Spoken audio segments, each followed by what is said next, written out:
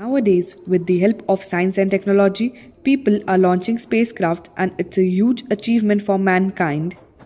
But we don't need rocket science always.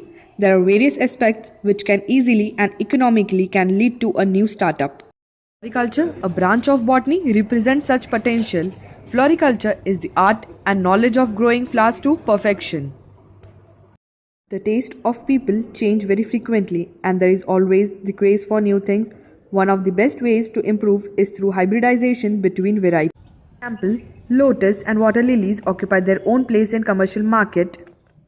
Polyhouse plants are kept for better growth.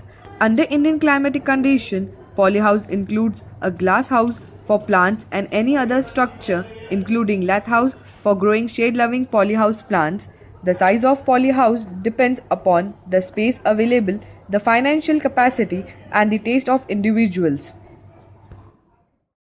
Roses are widely used throughout the country. They occupy a major portion in Indian and foreign market. There are wide varieties of roses and as cut flowers they are of high demand. The sale of such cut blooms is $1 million business. Production of flowers are estimated to be 472,000 tons in 2014 and 15.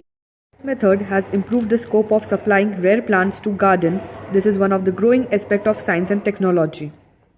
Number of plants can be multiplied within a small area.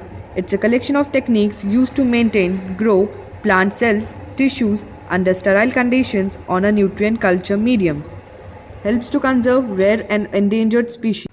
Hybrids, mutants, transgenic plants are widely grown using plant tissue culture technique. This technique can be used to produce higher number of plants that are genetically similar to a parent plant as well as to other. The commercial production of plants used as plotting, landscape and technology can be used in a bioremediation context by identifying and developing disease-resistant varieties and boost them at economic level.